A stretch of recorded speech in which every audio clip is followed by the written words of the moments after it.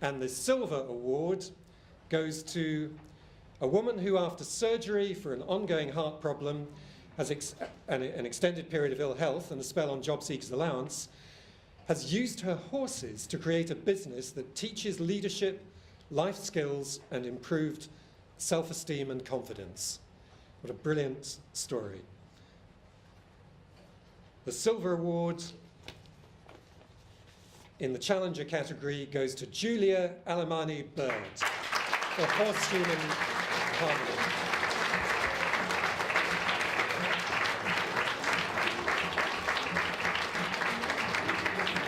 I have been self-employed before,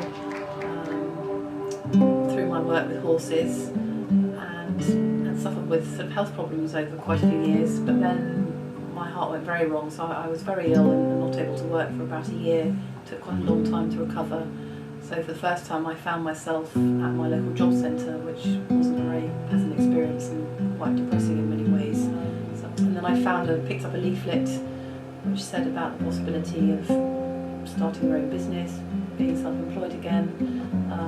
So I spoke to the job centre advisor that I had and said, actually I'd like to find out a bit more about this. So she then put me in touch and told me what I needed to do, and that I would be able to get a mentor, like a business advisor, who could sort of follow through on initial ideas that I had, and help me set up do a business plan, think about cash flow, etc. So that's how I met a lady, Ixion, who was my business mentor, which really gave me a boost actually, who came and saw me and said, yeah, so there's some good ideas there, I think you can do it, all very positive, which sort of turned things around really and made me think that yes, it was something I could think about and pursue.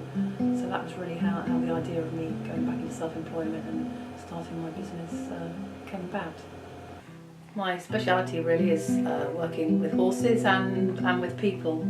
I wanted to sort of use the skills that I've gathered over the years, teaching people riding, but also looking at other ways that I could use the assets that I had, which were my two Spanish horses. So I've started to do equine guided learning, the idea being that people can sort of express their emotions and learn from being around and with horses. And also I set up a few other things, creative things that could sort of run alongside. That's something quite important to have actually, to have sort of a few eggs in the basket rather than just one thing. So things that all sort of go together well. So I have my horses are Spanish horses, so I've got a little Spanish horse help and advice service that runs alongside things, providing information about Spanish horses. I managed to sort of write my first article as well, so that's possibly another line to follow in the future as well, more information, maybe some little online blogging or something about that. Obviously, being self-employed and just being one person, that's quite daunting to start with, and sometimes a little bit lonely as well. You think, gosh, it's just me, can I do it? So having an actual physical person to talk to, which I had initially with my mentor, was actually really nice. To have somebody sort of sitting across the table from me saying, I believe in you, I think you can do this, you've got a good idea, really gave me sort of huge confidence to sort of take a leap and give it a go. So that was one of the main things. And really just fitting things around, because I've sort of got ongoing health problems, sometimes that's difficult as well, is sort of pacing yourself. And as you are working for yourself, you're always aware that you want to sort of be doing things all the time, but it's pacing yourself. So maybe if I have a day where I'm not feeling so brilliant, I have to just take it a bit quieter and then cram a bit more into a day where I'm feeling better. If you're thinking of starting your own business, I think the first thing I would say is research. Try and find out as much as you can about what you want to do, whether anybody else is doing the same thing, whether what you are going to do is different in any way, finding your sort of unique selling point, I suppose, what it is that you do that you think will appeal to people.